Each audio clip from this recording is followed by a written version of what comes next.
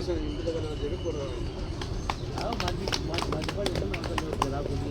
రాష్ట్రంలో Congress millers labours అందరికీ కూడా శుభ సాయంత్రం. గత కొన్ని రోజులుగా తెలంగాణ రాష్ట్రంలో ఉన్నటువంటి మిల్లర్స్ అందరికీ కూడా కొంచెం సంక్షోభంలో పడ్డారని అనిపిస్తూ ఉంది. గత కొంతకాలంగా ఈ మిల్లర్స్ ఇద్దరు అందరూ కూడా అన్నదమ్ముల మధ్యగా ఉంటూ అందరూ ఒకరికొకరు సన్నిహితంగా ఉంటూ రాష్ట్రంలోనే ఎప్పుడూ లేని విధంగా ఒక ఉద్యమాన్ని చేపట్టడం జరిగింది. తెలంగాణ రాష్ట్రంలోని హైదరాబాద్ కేంద్రంగా ఈస్ట్ వెస్ట్ నార్త్ సౌత్ అనేటువంటి 4 జోన్లుగా విభజించి అన్ని జోన్లకు అధ్యక్షులకు కార్యదర్శులుగా నియమించి అన్ని జోన్లలో మీటింగ్స్ ఏర్పాటు చేయడం జరిగింది. ఈ మీటింగ్స్లో ఈ యొక్క మిల్లర్ అన్నర్లు అదేవిధంగా లేబర్స్కి సంబంధించినటువంటి వాళ్ళ హక్కులు, వాళ్ళకి రావాల్సినటువంటి కష్టానికి ఫలితం గురించి మనం అందరము గతంలో ఉద్యమించాం. దాన్ని మొదటి నుంచి ఉండి మీ అందరి మధ్య మీలో ఒకనిగా నన్ను ముందుంచి మీరు మాట్లాడించి ఈ సమస్య పైన నన్ను ముందు పెట్టి నడిపించి ఇప్పటి వరకు మీ యొక్క కార్యక్రమాలలో నన్ను వినియోగించుకున్నందుకు మీ అందరికీ పేరు పేరున ధన్యవాదాలు తెలియజేస్తాను. ఇకపోతే స్టేట్ బాడీ అని గ్రేటర్ హైదరాబాద్ బాడీ అని రెండింటి మధ్యన పంచాయతీ వచ్చింది. గ్రేటర్ హైదరాబాదు సంఘాన్ని ఏర్పాటు చేసినప్పుడు నేను లేను, ఉద్యమాలలో మాత్రమే నేనున్నా. ఆ తర్వాత జరిగినటువంటి ప్రతి మీటింగ్లో మీరు నన్ను పిలవలేదు, పిలిచిన మీటింగ్కి నేను వచ్చిన. అయినా కూడా ఏ అర్ధరాత్రి ఏ మిల్లర్ అన్నా నా నెంబర్ తీసుకొని నా కోసం పనిచేసినా, ఏ ఆర్టీఓ సమస్య వచ్చినా, ఏ సమస్య వచ్చినా కూడా నేను స్పందిస్తూనే ఉన్నా. అది మీ అందరికీ తెలుసు. ఇకపోతే కొంతమంది ఉద్దేశపూర్వకంగా రేపల్లి కృష్ణన్న ఈ సంఘాన్ని 2గా విభజించిండని, ఈ సంఘాల మధ్యన చిచ్చు పెట్టిండని, లేదంటే రేపల్లి కృష్ణన్న ఉండడం వల్ల నేను హైలైట్ వెల్వెట్ కాలేకపోతున్నా అనేటువంటి కొంచెం సందేహాల వల్ల నన్ను దూరం పెట్టినారని మీ మిల్లర్ సభ్యులందరూ కూడా నాకు చెప్తున్నా. నేను 1 సంవత్సరం నుంచి దాన్ని పట్టించుకోకుండా నా పని నేను చేసుకుంటూ వెళ్తా ఉన్నాను. ఎక్కడ కూడా నిజంగా చెప్తున్నా, సాయంకాలం పూట నేను ఏ సంఘానికి సంబంధించినటువంటి సభ్యునికి కానీ ఆ సంఘాన్ని కానీ నేను ఖచ్చితంగా మిమ్మల్ని విడదీయాలని నేను అనుకోను. ఒక కుటుంబంలో అన్నదమ్ముళ్ళు ఎప్పుడూ కలిసి ఉండాలా, కలిసి ఉంటేనే కలదు సుఖమని అనుకునేటువంటి వ్యక్తిని ఈ మిల్లర్ అన్నల యొక్క కష్టాన్ని రెక్కాడితే కానీ డొక్కాడనేటువంటి మన యొక్క మిల్లర్ మిత్రులు, మా మట్టి మనుషుల యొక్క సమస్యల పట్ల, వాళ్ళ యొక్క కార్మిక సమస్యల పట్ల నేను ఎప్పుడు ఉద్యమించడానికి నేను సిద్ధంగా ఉంటా అని మీ అందరికీ కూడా తెలుసు. కానీ ఉద్దేశపూర్వకంగానే కొన్ని గ్రూపుల నుంచి నన్ను రిమూవ్ చేయడం, నా గురించి చాలామంది చాలా రకాలుగా మాట్లాడుకున్నారని మీ మిల్లర్ మిత్రులని కొంతమంది చెప్పినా కూడా నేను వాటన్నిటినీ పట్టించుకోవట్లేదు. గత 1 సంవత్సరం నుంచి ఎలాంటి కార్యక్రమాల్లో నేను పాల్గొనకుండా ఉన్నా. నిన్నటికి నిన్న సత్యమన్న, రవన్న, విజయ్, కొంత మీ మిత్రులందరూ కూడా వచ్చి అన్న రాజకీయ నాయకుల దీంట్లో ప్రమేయం ఉండొద్దు అని చెప్పి ఎక్కడైతే నిన్ను పక్కకు పెట్టినారో వాళ్ళే మళ్ళీ రాజకీయ నాయకులతో ఒక మీటింగ్ ఏర్పాటు చేసిరు. మా మిల్లర్ మిత్రులకు అన్యాయం జరుగుతుంది, ఇప్పటి వరకు మాకు రిజిస్ట్రేషన్ కాలే, ఇప్పటి వరకు మా సమస్యలు మీరు ఉన్నప్పుడు గత 2-3 నెలలు మాత్రమే మా సమస్యలు తీరినాయి, మళ్ళీ 2 సైడ్లు వేసుకోవడం, మళ్ళీ ఆర్టీఓలు వచ్చి పట్టుకొని మమ్మల్ని బెదిరించడం, మళ్ళీ భయభ్రాంతులకు వస్తున్నాం, మళ్ళీ ఎక్కడేసిన గొంగడి అక్కడే ఉంది అని వాళ్ళందరూ వాళ్ళ యొక్క సమస్యలను నా ముందర వాపోసుకున్నప్పుడు నాకు కావాల్సింది మా యొక్క కార్మికుల బిడ్డలు, కార్మికుల పక్షాన నేను ఉంటా. కాబట్టి ఎవరికి ఏ సమస్య వచ్చినా వాళ్ళ పక్షాన నేను ఉంటా.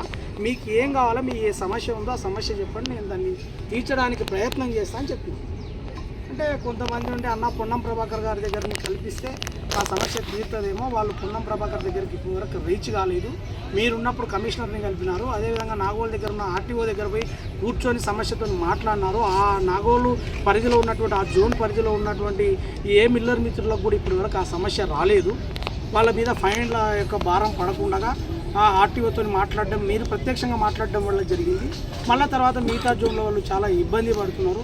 కాబట్టి మీరు పొన్నం ప్రభాకర్ అన్నతో మాట్లాడితే మూలాలు మనం అందరం కూడా బాగుపడతాం, కుటుంబ వ్యవస్థ అంతా బాగుపడుతుంది అని వాళ్ళు నా దగ్గరికి వచ్చినప్పుడు, సరే మీ సమస్య తీరుతుందంటే రాష్ట్రంలో ఉన్న ప్రతి మిల్లర్ సభ్యుడు నాకు మిత్రులు, వారి పక్షాన్ని నేను కొట్లాడతాను, అందరికీ న్యాయం జరుగుతుంది కదా అని చెప్పి నేను రాత్రికి రాత్రి పొన్నమన్నతో మాట్లాడి మార్నింగ్ ఉదయం 9 గంటలకి తీసుకురా బ్రదర్ అని చెప్పితే నేను వాళ్ళకు 8 గంటలకి టైం చెప్పిన.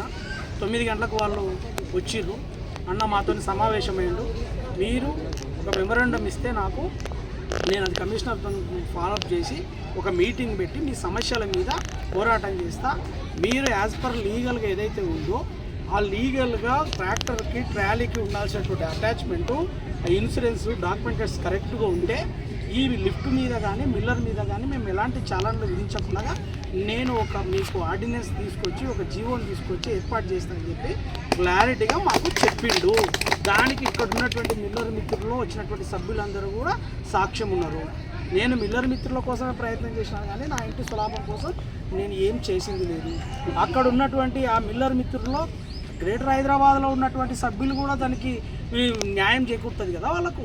ఇక్కడ ఉన్నటువంటి తెలంగాణ కాంక్రీట్ మిల్లర్స్లో ఉన్నటువంటి ఈ సంఘానికి ఒకటే న్యాయం చేకూరదు కదా. మళ్ళీ అలాంటప్పుడు ఒక సంఘంలో ఉన్నటువంటి కొంతమంది సభ్యులను కించపరిచే విధంగా మీ నాయకత్వం అనవసరంగా రాద్ధాంతం చేస్తూ ఏదో మీరు తాటాకు చప్పుళ్ళకి భయపడి ఒకరోజు మీకు 9 నెలలు లేదు అంటే సంవత్సరం రోజులు మీకు టైం ఇస్తే ఒక రెవెన్యూ ట్రాన్స్పోర్ట్ మినిస్టర్ని మీరు కలవడానికి మీకు చేతగాక మీరు 2 రోజుల్లో కలిస్తే మళ్ళీ వీళ్ళ మీద దుమ్మెత్తిపోసి అక్కడ ఉన్నటువంటి మీ ప్రతినిధులు వాళ్ళు మీ బిడ్డలే కదా, మీ అన్నదమ్ముళ్ళే కదా, మీ తమ్ముళ్ళు కదా, మీ అన్నలు కదా, మరి వాళ్ళని పిలుచుకొని మీరు సమస్యను పరిష్కారం చేయాలి. కానీ వాళ్ళని ఆ సంఘంలో నుంచి రిమూవ్ చేస్తాం, శాశ్వత సభ్యత్వం చేస్తాం.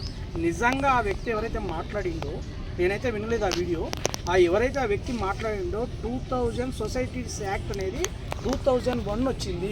2001లో సొసైటీ యాక్ట్ వచ్చింది. సొసైటీ యాక్ట్లో సభ్యత్వాన్ని రద్దు చేయడం కానీ పని కల్పించే హక్కు కానీ ఏ సంఘానికి ఉండదు. ఏ వ్యక్తి ఈ ప్రజాస్వామ్య దేశంలో ఎవరైనా పార్టీ సభ్యత్వం తీసుకోవచ్చు, ఎవరైనా ఆ సొసైటీలో సభ్యత్వం తీసుకునే రైట్ ఉంది. కానీ మీరు ఇలా మిల్లర్ మిత్రులని నిజంగా నాయకత్వం మీకుంటే, నాయకత్వంలో సొసైటీలో మీరు పనిచేసినటువంటి నాయకులు అయితే సొసైటీలో ఉన్నటువంటి మీ సభ్యులే కదా, మీ కుటుంబ సభ్యులని మీరు కించపరుచుకోవడం, భయభ్రాంతులకు గురి చేయడం అనేది న్యాయం కాదు. నిన్న రాత్రి నేను కొంతమంది మీ పెద్ద మనుషులతో మాట్లాడాను.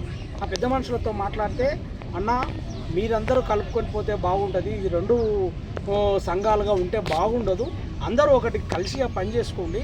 అది గ్రేటర్ హైదరాబాద్ అయితేనేమి, అది తెలంగాణ సొసైటీ అయితేనేమి, భారతదేశంలో కూడా కాంక్రీట్ మిల్లర్స్ ఉంటారు, నేషనల్ కాంక్రీట్ మిల్లర్స్ ఉంటారు, స్టేట్ కాంక్రీట్ మిల్లర్స్ ఉంటారు, మన కర్ణాటక కాంక్రీట్ మిల్లర్స్ ఉంటారు, ఆంధ్రప్రదేశ్ కాంక్రీట్ మిల్లర్స్ ఉంటారు. రకరకాలైనటువంటి మనుషులు, రకరకాలైనటువంటి సొసైటీస్ ఉంటాయి. ఈ సొసైటీని నువ్వు డిక్టేటర్షిప్, రాజరిక వ్యవస్థ అనుకోవడం అనేది తప్పు. వీడియోలు రిలీజ్ చేసి మిల్లర్ మిత్రులని భయభ్రాంతులకు గురి చేయకండి. ఇకపోతే కొన్ని సమస్యలు ఇప్పుడు ఇంతకుముందు సభ్యులందరూ కూడా మాట్లాడుతున్నారు. మీరు ఇప్పటి వరకు సభ్యత్వాలు వసూలు చేసినటువంటి సభ్యత్వాల పైసలు ఒక ప్రాపర్ ఛానల్లో ఆ సంఘానికి సంబంధించినటువంటి అకౌంట్స్లో జమ చేసిరా? మీరు కాంక్రీట్ మిల్లర్స్ అండ్ లేబర్స్ అసోసియేషన్లో మీరు 800 మంది సభ్యుల యొక్క 1000 రూపాయలు తీసుకొని ప్రజాధనాన్ని, కార్మికుల ధనాన్ని ఎట్లా దుర్వినియోగం చేస్తారు? అవి ఎక్కడున్నో ఉంటే మీ నాయకత్వం నిజమైనదైతే వాటిని నిజంగా మీరు అకౌంట్ స్టేట్మెంట్స్తో సహా గ్రూపులలో బయట పెట్టండి. ఈ యొక్క కార్మికులకు మీరు నిజంగా సమాధానం చెప్పండి. కార్మికుల నుంచి మీరు వసూలు చేస్తున్నటువంటి పైసలు లెక్కపత్రంతో లెక్క జమలు కూడా మీరు చెప్పాల్సినటువంటి బాధ్యత మీకుంది. కాబట్టి నేను కూడా ఇక్కడ ఉన్నటువంటి మిల్లర్ మిత్రులకు కూడా అన్నదమ్ముళ్ళ మధ్యన గట్టు పంచాయతీ లేదు అని అంటే భాగ పరిష్కారాల మధ్య పంచాయతీలు ఉంటాయి. దానికి ఏదో ఒక పెద్ద మనిషి ఉంటాడు. ఆ పెద్ద మనిషి సామరస్యపూర్వకంగా వాళ్ళిద్దరి మధ్య సంధి చేసి వాళ్ళని కలిపేటువంటి కార్యక్రమం ఏర్పాటు చేస్తారు. కాబట్టి నేను కూడా ఇక్కడ నుంచే పంచాయతీ మొదలైంది, 2 రోజులకే మీకు పంచాయతీ మొదలైంది కదా, మీకు కూడా నిన్న వీడియో రిలీజ్ చేసినటువంటి పెద్ద మనుషులకు నేను ఇక్కడ నుంచి సూటిగా ఒకటే అడుగుతున్నా. మీరు లెక్క పత్రాల్లో లెక్క జమలు, క్రెడిట్ జమా ఖర్చుల లెక్కలు తీసుకొని మీరు ఇప్పటి వరకు చేసింది ఏంది? ఈ 9 నెలల్లో మీరు చేసింది ఏంది, దానికి సంబంధించినటువంటి మిల్లర్ మిత్రుల దగ్గర నుంచి మీరు భయభ్రాంతులకు గురి చేస్తూ మీరు ఎవరి దగ్గర నుంచి ఎన్నెన్ని పైసలు తీసుకున్నారో దానికి లెక్క జమ చెప్పాల్సినటువంటి బాధ్యత కూడా మీ మీద ఉంది. అట్లా బాధ్యత చెప్పినప్పుడే మీ నాయకత్వాన్ని ఎవరైనా సమర్థిస్తారు. కాబట్టి పద్ధతిగా గౌరవంగా మీరు ఉండాల్సినటువంటి పద్ధతిలో ఎవరైతే పెద్ద మనుషులు ఉన్నారో పెద్ద మనుషులందరూ వచ్చి మీరందరూ దగ్గర కూర్చొని సామరస్యపూర్వకంగా చర్చలు చేసుకొని ఒకే సంఘం కింద పనిచేయాల్సినటువంటి బాధ్యత మీ మీద ఉంది.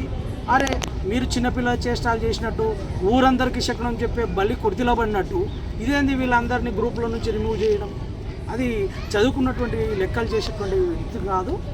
నేను ఒక ప్రతినిధిగా నాయకత్వం ఉండగా ఒక 4th ఎస్టేట్లో పనిచేసినటువంటి వ్యక్తులు ఇలాంటి చిల్లర చేష్టాలు చిల్లర డ్రామాలు ఇవన్నీ పనిచేయవు. నిజంగా నీకు నాయకత్వం మీద ప్రేమ, నాయకత్వం మీద మిల్లర్ మీద అటువంటి నీ యొక్క అంటే నువ్వు నమ్ముకున్నటువంటి సిద్ధాంతానికి నువ్వు పనిచేసినప్పుడు అయితే ఇక్కడ ఉన్నటువంటి నీ మట్టి బిడ్డలను ఎవరిని కూడా నువ్వు అక్కడి నుంచి రిమూవ్ చేయవు. కూర్చొని చర్చలు చేస్తావు.